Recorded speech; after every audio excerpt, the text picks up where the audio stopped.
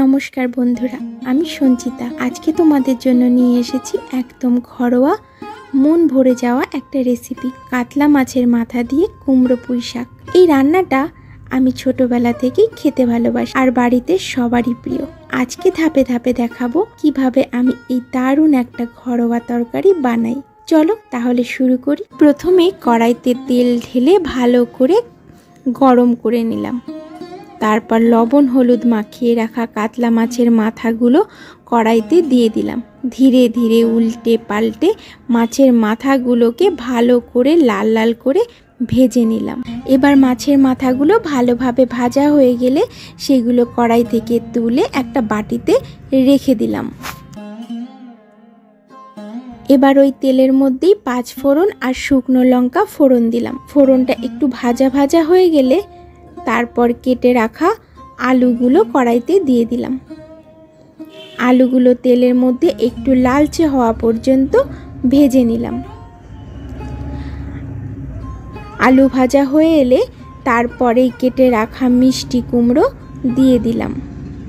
আলু আর কুমড়ো দুটোই একসাথে ভালো করে নেড়ে ভেজে নিলাম।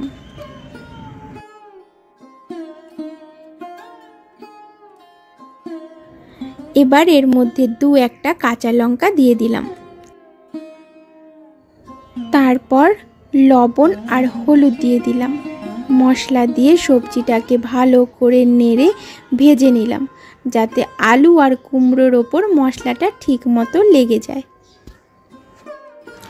কুমড়ো আর আলুটা ভালো করে ভাজা হয়ে গেলে যখন দেখলাম সবজিগুলো নরম হয়ে এসেছে আর লবণ হলুদটাও ঠিকভাবে মিশে গেছে, তখন আমি পুঁই শাকটা দিয়ে দিলাম।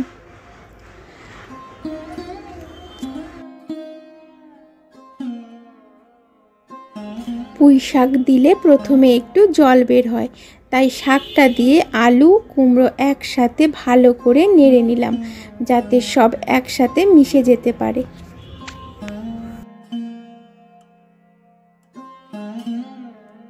এবার শাকটা দিয়ে ভালো করে নেড়ে মিশিয়ে নেওয়ার পর কড়াইটাকে কয়েক মিনিটের জন্য ঢেকে রাখলাম।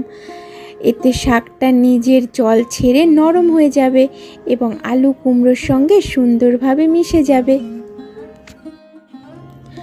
শাক আর ডাঁটা নরম হয়ে গেলে আমি ভেজে রাখা কাতলা মাছের মাথাগুলো শাকের মধ্যে দিয়ে দিলাম।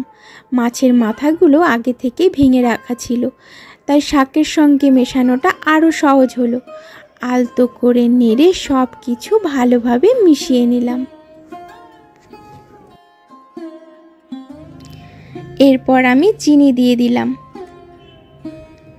চিনি দেওয়ার পরে পুরো তরকারিটার সঙ্গে ভালো করে নাড়াচাড়া করলাম, যাতে মিষ্টিটা সবজির সঙ্গে সুন্দরভাবে মিশে যায়। একটু সময় নিয়ে নাড়ার পর আবার একটু ঢেকে রাখলাম, যাতে ধীরে ধীরে সবজিগুলো আরও ভালোভাবে সিদ্ধ হয়।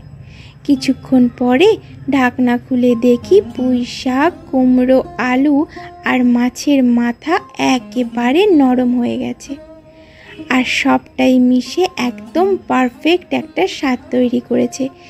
সেই মুহূর্তেই বুঝলাম আমাদের মাছের মাথা দিয়ে কুমড়ো পুঁই শাকের তরকারিটা একেবারে রেডি। তো বন্ধুরা, যদি ভিডিওটা তোমাদের ভালো লাগে তাহলে ভিডিওটা লাইক দিও, কমেন্ট করো আর চ্যানেলটা সাবস্ক্রাইব করো। এটা আমার জন্য অনেক প্রেরণা হবে, যাতে আমি আরও নতুন নতুন রেসিপি তোমাদের জন্য আনতে পারি। তোমরা সবাই ভালো থেকো, সুস্থ থেকো, আর আমি আবার খুব শীঘ্রই নতুন এক ভিডিও নিয়ে ফিরে আসবো।